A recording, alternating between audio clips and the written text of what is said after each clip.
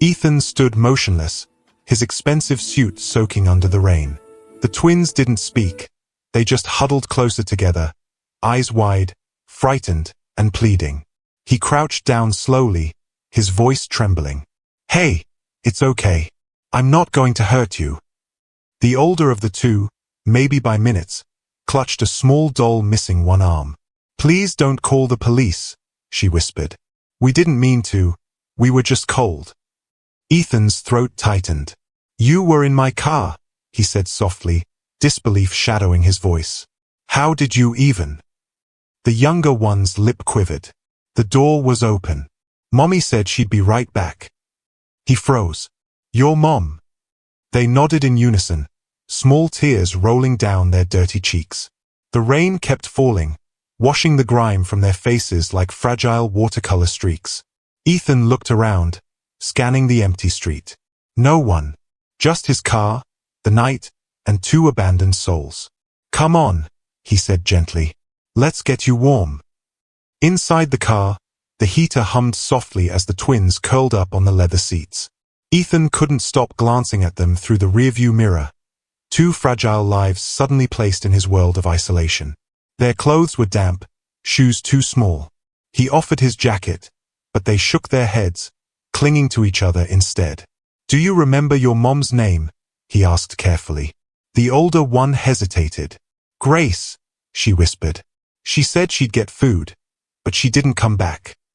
Ethan swallowed the lump in his throat. His fingers gripped the steering wheel tighter.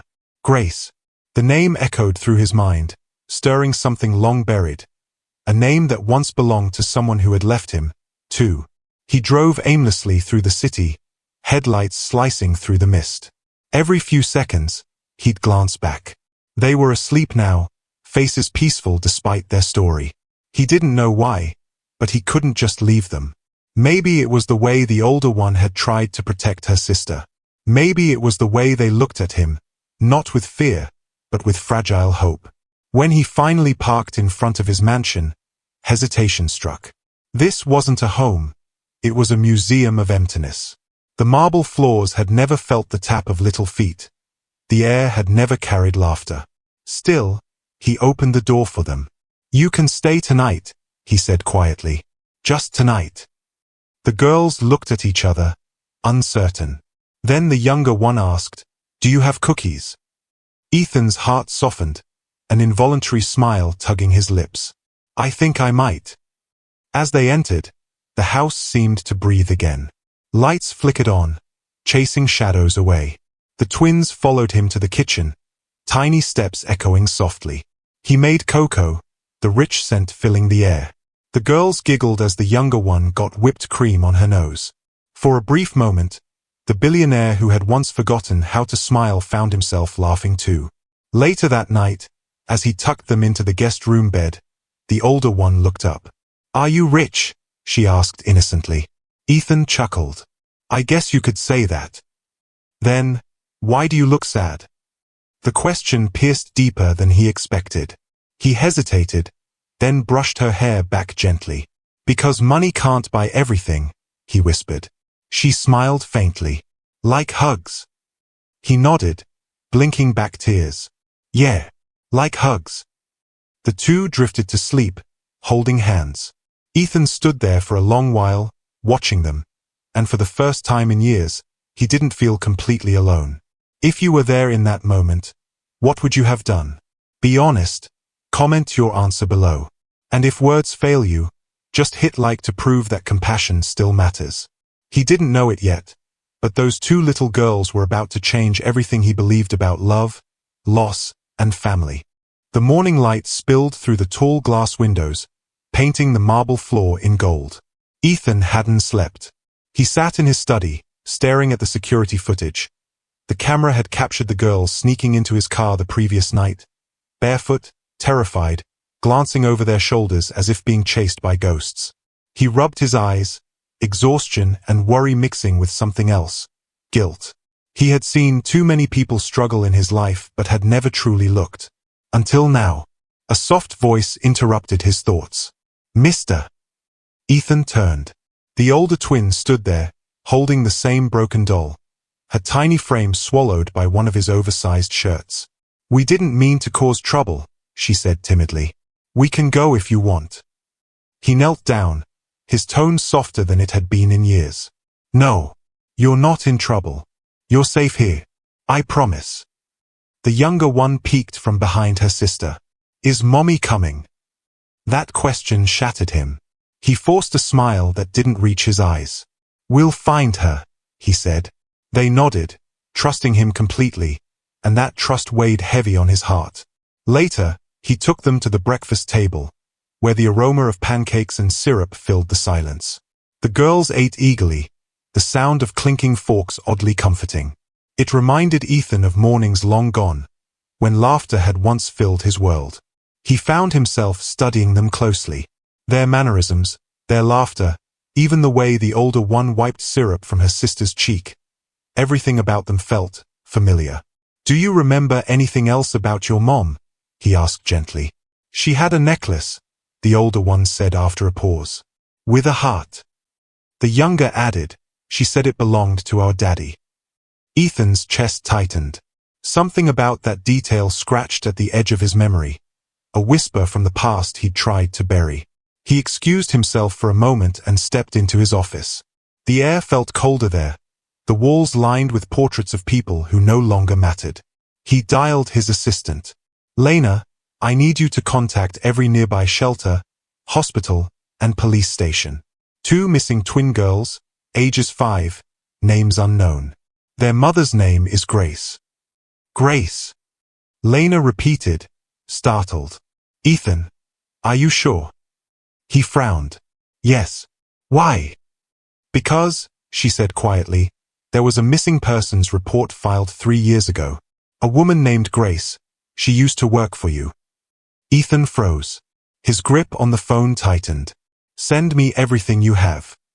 When he returned to the dining room, the girls were drawing with crayons he had found in an old desk. The younger one looked up, smiling brightly. "Look, it's you." He glanced at the paper, a stick figure with messy hair and 2 small figures holding its hands. Beneath it, she had scribbled Daddy. His throat burned. "That's beautiful," he managed. She tilted her head. "You don't like it?" "No, sweetheart," he whispered. "I love it." He stepped away, heart pounding, 1,000 thoughts colliding. Could it be? No, it was impossible. Grace, his former secretary, had left without a word years ago.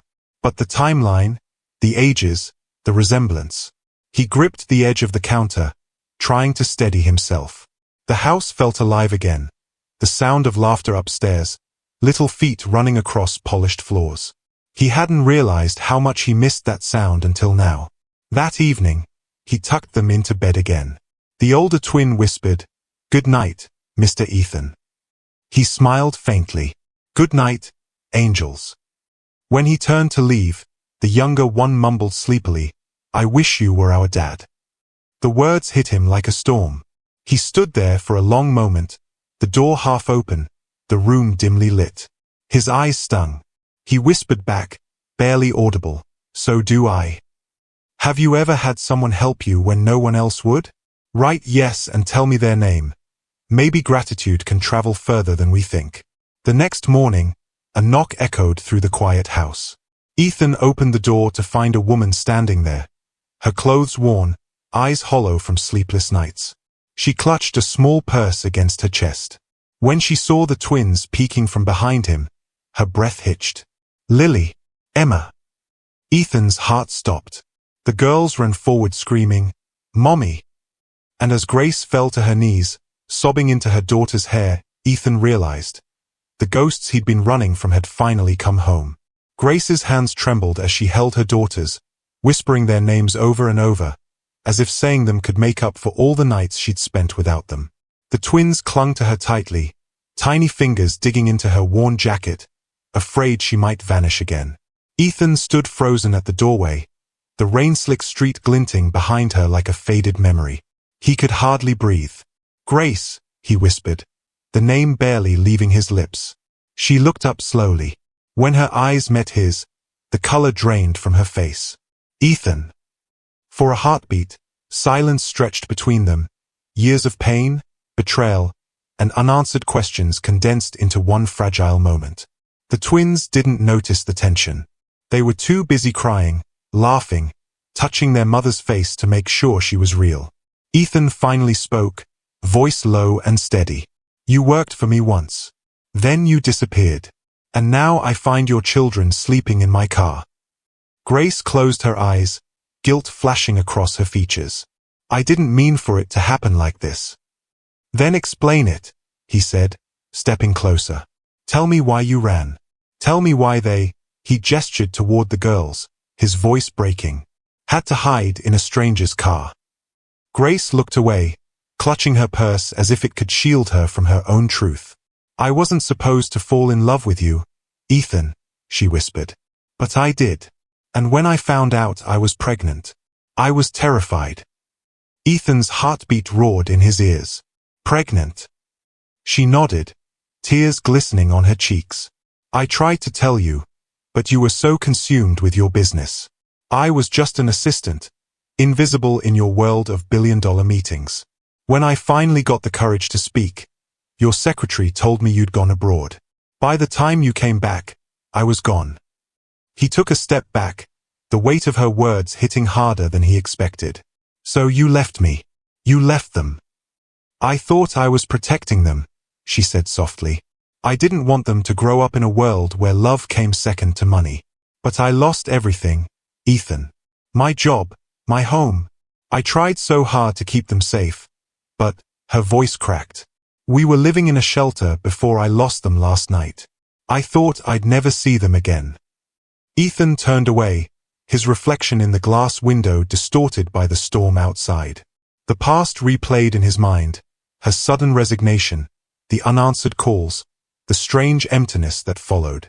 He'd buried it under work, under numbers and contracts, convincing himself it didn't matter. But it did. It mattered more than anything. When he finally spoke, his voice was quieter.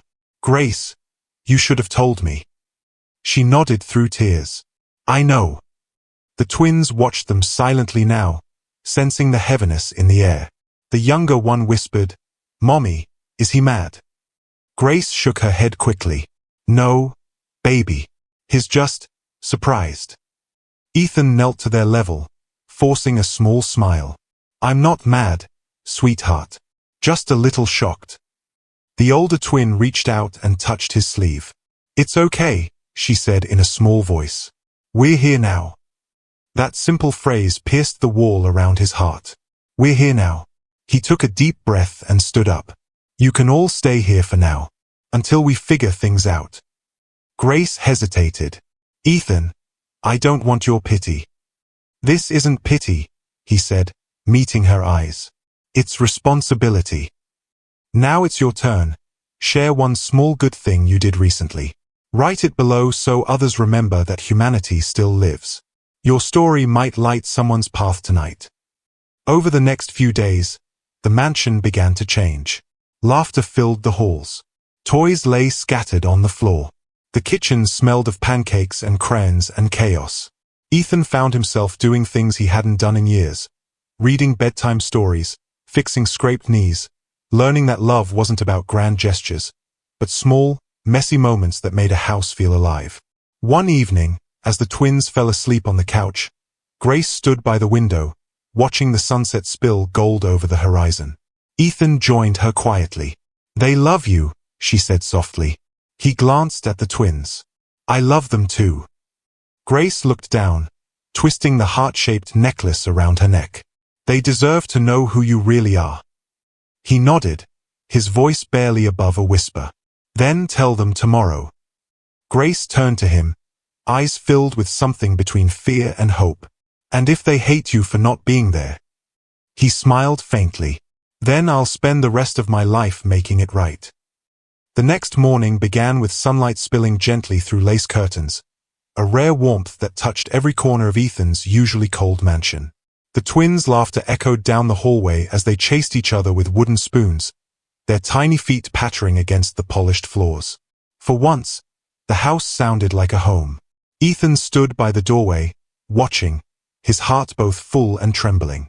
Grace was in the kitchen, her hair loosely tied, flipping pancakes while humming softly. The melody was one he hadn't heard in years. The same tune she used to hum when working late nights beside him, long before life had splintered them apart. "Smells like heaven in here," he said, leaning on the counter. Grace smiled over her shoulder. "You always did love breakfast food." He chuckled quietly. "You remembered." "I remember everything," she replied softly, her eyes not quite meeting his.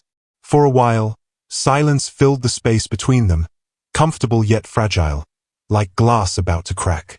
Then, after setting plates on the table, Grace gathered her courage. "They need to know, Ethan. They deserve the truth."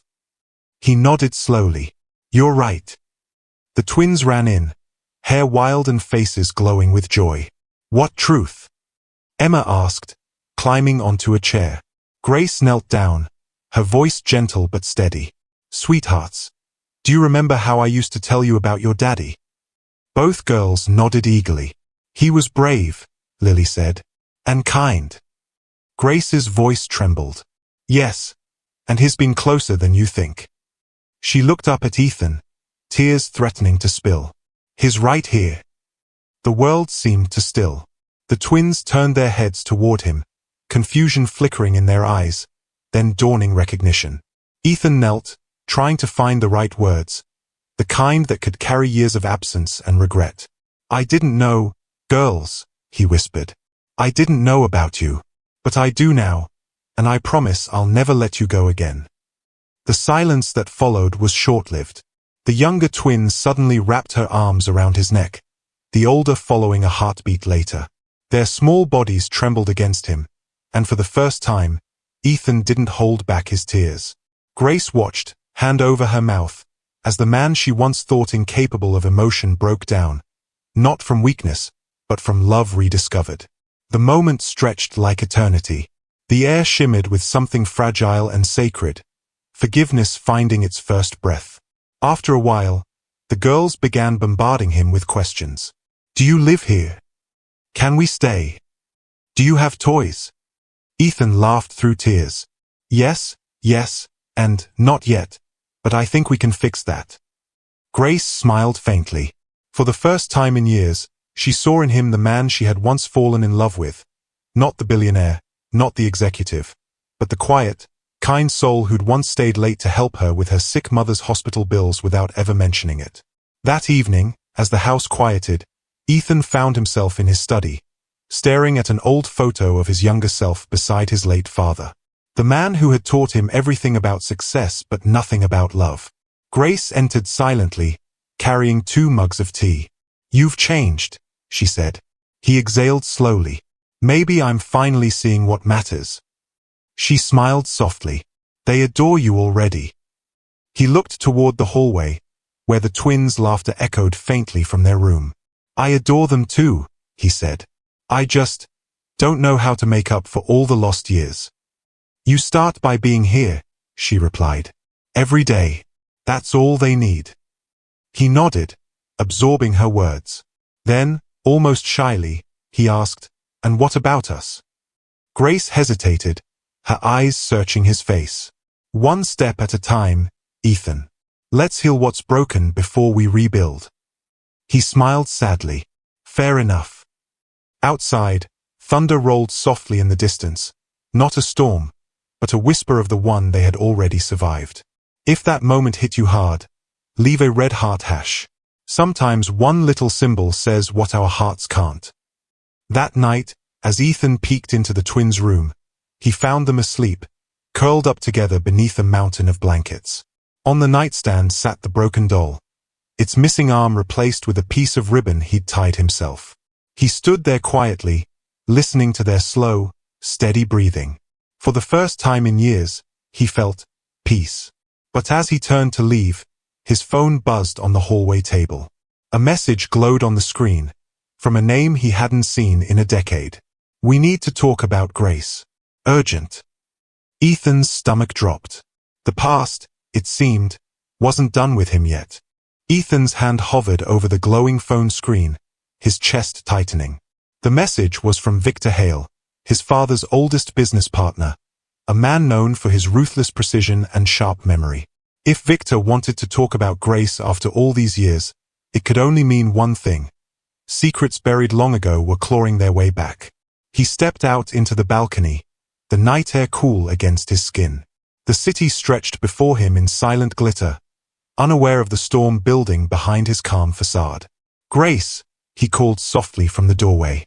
She appeared a moment later, wearing one of his oversized shirts, her hair damp from a shower. "Everything okay?" He hesitated. "Victor messaged me. He said he needs to talk. About you." Her expression darkened instantly. The light in her eyes dimmed to fear. "Victor?" she whispered. "Ethan, you can't trust him." "Why?" "Because he's the reason I left." The words landed like a blow. Ethan stepped forward, his voice low and urgent. "What are you saying?" Grace wrapped her arms around herself, the tremor in her hands betraying years of silence. "When I found out I was pregnant, I told your secretary first, hoping she'd help me talk to you. But she went to Victor instead. He came to see me that night, said you'd never accept me, that you'd call it a mistake and have me silenced with money. He offered me a check and told me to disappear." Ethan's jaw tightened, anger rising. "And you believed him?" Tears welled in her eyes. "I was scared, Ethan. I didn't know what kind of man you'd become. And the way Victor spoke about you, I thought he was right." He turned away, gripping the balcony railing until his knuckles whitened. The city lights blurred behind the fog of betrayal. "He lied to both of us," he said bitterly. "He made sure we'd never see each other again." Grace stepped closer, voice trembling. "He wanted control over everything, even you. He knew what losing me would do to you. You'd drown yourself in work, in his deals, until you owed him your whole life." Ethan's mind raced. The missing pieces fit together now, the strange contracts, the pressure from Victor, the subtle manipulation that had steered every decision he'd made since Grace's disappearance. "He used me," Ethan muttered. "And he used you." Grace's voice cracked. "He destroyed everything good we had." Ethan turned, his eyes burning not with rage, but resolve. "Not everything. Be honest. Could you forgive after what they did? Type forgive if you could, or never if it would break you too deeply." The next morning, Ethan made a call. His tone was calm, almost too calm. "Victor, we need to talk. Noon. My office." When he hung up, Grace was already in the doorway. "You're going to confront him." "I have to," he said. "No more running." Her hand found his. "Then I'm coming with you." He looked at her, truly looked, and saw not the frightened woman who had once fled, but someone strong, unbroken despite the years. "All right," he said softly. "We do this together." The office felt colder than usual when Victor arrived. Tailored suit, silver hair slicked back, his confidence radiating like poison. "Ethan," he greeted smoothly. "I heard you've reconnected with Grace. Touching, really." Ethan didn't offer a seat. "Save it. I know what you did." Victor's smile didn't falter. "You'll have to be specific." "I've done quite a lot." Grace stepped from behind the curtain, her eyes sharp. "You ruined our lives," she said. "You made me believe Ethan would abandon me." Victor's gaze flicked toward her, briefly startled, then amused. "Ah, Miss Carter. Still dramatic as ever." Ethan slammed his hand on the desk, the sound echoing like thunder.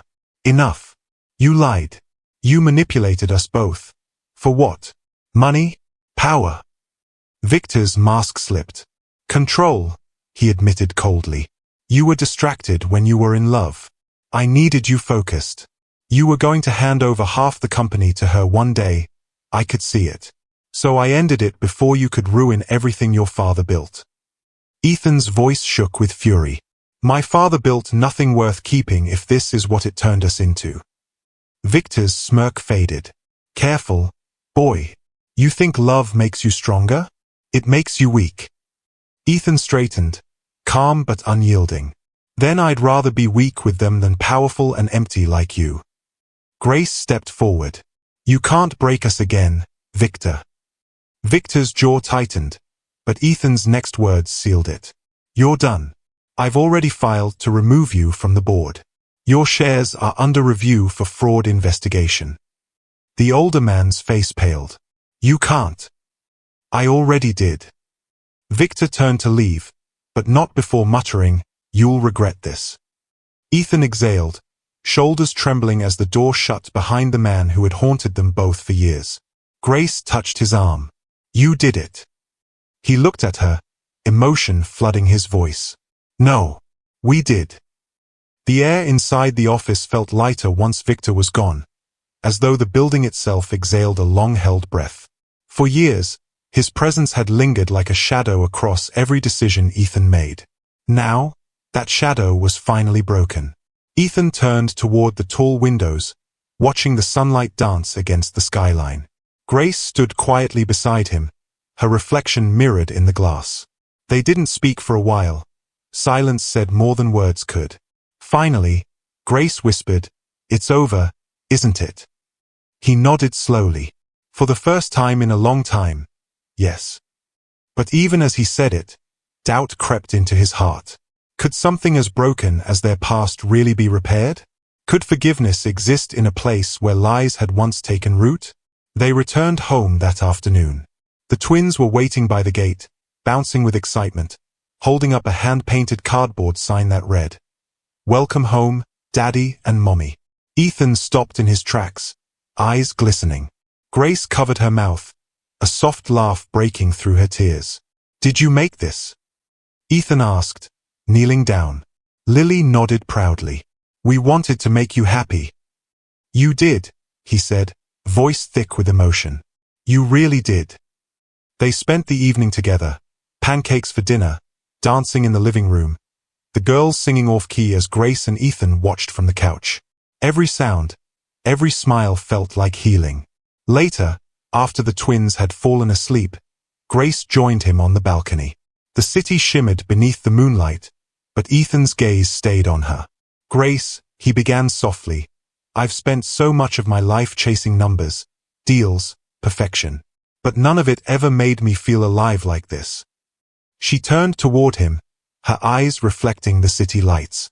You were always alive, Ethan. You just forgot what living felt like. He smiled faintly. You brought it back. Grace leaned her arms on the railing, wind playing with her hair. We both made mistakes. I should have trusted you. And I should have seen you, really seen you, he replied. Not as an employee. Not as a distraction, but as the only thing that ever mattered. Her lips parted slightly, as though she wanted to say something more, but instead she looked away, voice soft. What now? Ethan stepped closer, his tone low and sincere. Now we start again. If you'll let me. Grace smiled, a real, unguarded smile that reached her eyes. One step at a time, remember. He chuckled. I remember. They stood there in silence again, watching the city lights flicker below. Two souls rediscovering warmth after years in the cold. If you believe love still wins, comment Amen. Let's fill this section with hope. Maybe someone scrolling right now needs to see it. A week passed, and life found rhythm again. The twins filled the mansion with laughter and crayons. Grace began sketching designs for her own small business. Children's clothes inspired by the ones she'd sewn from scraps when they had nothing. Ethan supported her every step, his office now covered with fabric swatches instead of stock reports. Every morning, he'd drive the girls to school himself, their chatter filling the car where silence once lived. Teachers whispered about the billionaire who waited in line like every other parent, tying shoelaces and packing lunches with a clumsy kind of love. One afternoon, Lily came running out of class, her face glowing. Daddy, we're having a family day next week. You have to come. Ethan grinned. Wouldn't miss it for the world. Grace joined them, handing him a small folder. They also asked parents to share something about kindness. You'd be perfect for that. He chuckled. Me? The man who used to think kindness was weakness. She smiled knowingly. Maybe that's why they need to hear it from you. That night, Ethan sat by his desk, writing a few notes for the event. The words came easily, not about wealth or power, but about how love had found him again in the most unexpected way. 2 little girls in the back of his car. As he finished, he felt something shift deep inside. Not guilt, not pain, but peace. The kind that comes when you finally stop running from your own heart. He looked out at the stars, whispering to himself, maybe love really does win. From the next room, Grace's laughter mingled with the twins' giggles, wrapping around him like music. And for the first time in forever, Ethan knew this was home. The week of the family event arrived sooner than Ethan expected. The morning was warm and bright, with golden sunlight spilling over the school playground. Colorful balloons framed the entrance, and laughter carried through the air, a melody of innocence that wrapped around him like a familiar tune. Grace walked beside him, holding Emma's hand while Lily skipped ahead with a paper crown on her head. Ethan wore a crisp white shirt, no tie for once, just a man, not a billionaire, walking proudly with his family. When they entered the schoolyard, several teachers turned their heads. Some whispered his name in surprise, Ethan Pierce, the reclusive tycoon who once lived behind walls of glass and steel, now crouching down to tie his daughter's shoe. Grace smiled at him knowingly. You're making quite the impression. He grinned. Let them whisper. For once, I'm where I want to be. The twins ran toward their classmates, joining a group that was setting up drawings and crafts. Ethan watched them, warmth spreading through his chest. For the first time, he wasn't thinking about board meetings, profits, or strategy. He was thinking about the way his daughters laughed, the way Grace's eyes softened when she looked at them, and at him. A teacher approached with a clipboard. Mr. Pierce, you're next on the schedule to speak. Ethan nodded, suddenly nervous. Grace placed a reassuring hand on his arm. Just speak from here, she whispered, tapping his chest. He took a deep breath and walked up to the small stage. The chatter quieted as he faced the crowd, parents, children, and teachers all waiting for the man who was used to commanding rooms far grander than this one. But this felt different. It mattered more. He began slowly, his voice warm and steady. A few months ago, I thought I understood success. I thought it meant control, power, wealth. But then, life surprised me. He paused, glancing toward Lily and Emma, who were sitting cross-legged in the front row, watching him with wide eyes. I found something, or rather, someone, that changed everything. 2 little girls who reminded me that love isn't earned through money or fame. It's built in moments, in laughter, forgiveness, and second chances. Grace's eyes shimmered with tears. I learned that kindness, he continued, isn't weakness. It's the strongest thing a person can choose, because it heals what pride destroys. The crowd was silent now, completely drawn in. So today, he said, smiling, I'm not here as a businessman. I'm here as a father, grateful, imperfect, and learning every day how to love better. As he stepped down, the room erupted in applause. Lily and Emma ran into his arms, wrapping him in a tight embrace. You were amazing, Daddy, they cried. Grace approached, eyes glistening. You've changed, Ethan, she said softly. He shook his head gently. No, he whispered, looking at her and the girls. I finally became who I was supposed to be. If this story moved you, don't scroll past quietly.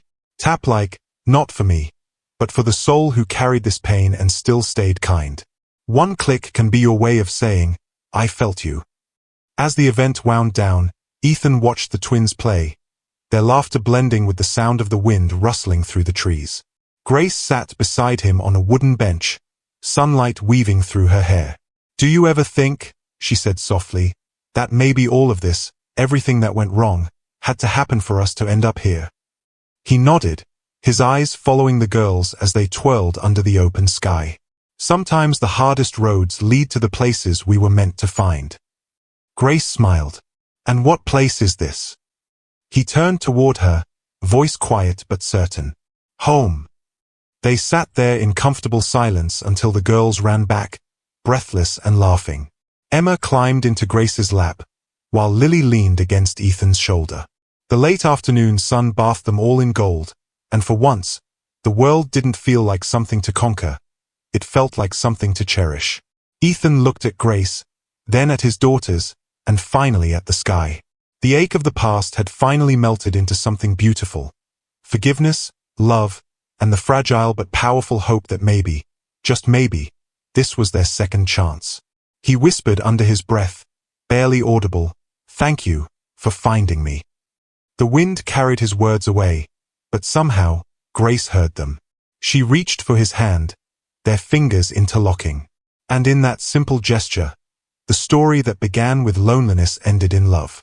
That night, the house glowed with a gentle stillness. The laughter from the day lingered like an echo through the halls, soft, warm, alive.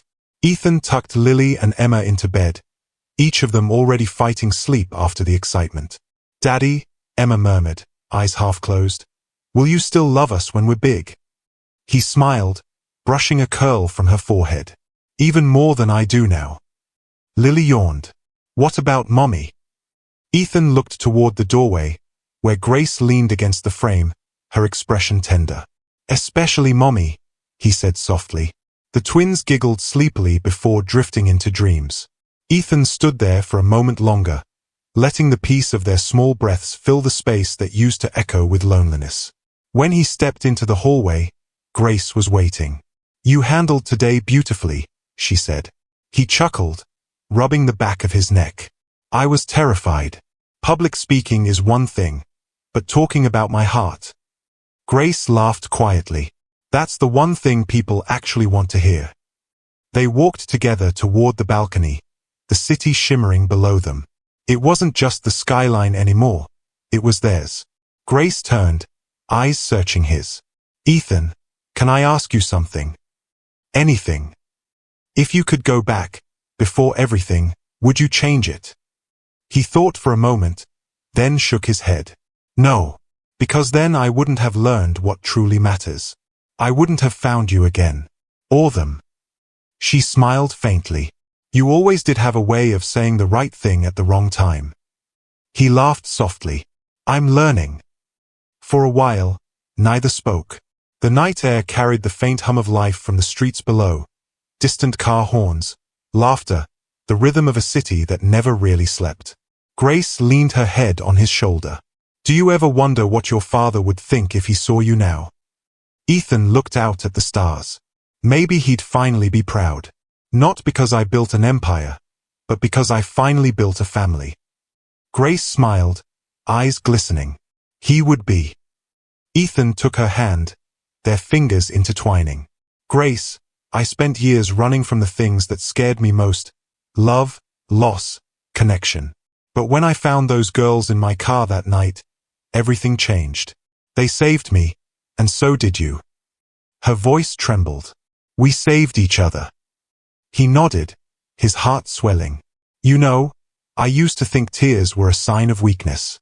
But the night I met them, when I broke down for the first time in years, that was the moment I finally felt human again." Grace reached up, brushing a tear from his cheek. "And now?" He smiled, the city lights reflecting in his eyes. "Now, I don't hide from feeling anymore." They stood there in silence, wrapped in the soft hum of the night. The future was uncertain, but for the first time, that didn't scare him. Inside, the twins stirred in their sleep, whispering to each other in dreams filled with laughter and light. The world had taken so much from them, but somehow, it had given them something greater in return. A family rebuilt from the pieces of heartbreak. Ethan kissed Grace's forehead. "No more running," he whispered. "No more walls." She smiled, her voice barely a breath. "Just love." The city below glimmered like 1,000 promises kept. And as dawn began to brush the horizon with gold, Ethan finally understood the truth that had eluded him all his life. That love, no matter how lost, always finds its way home. Moral warmth, final moment. Sometimes, the greatest miracles come disguised as heartbreak. A lonely man found two lost souls and, in them, discovered himself. Wealth fades, power crumbles, but kindness, forgiveness, and love endure. If this story touched your heart, don't let it end here. Share it with someone who needs to believe that broken things can still be made whole. Because somewhere out there, another heart is waiting to be found. #emotional story, #heart-touching story, #family love, #billionaire story, #forgiveness, #hope wins, #emotional short film, #sad to heartwarming, #faith in humanity restored, #emotional stories channel.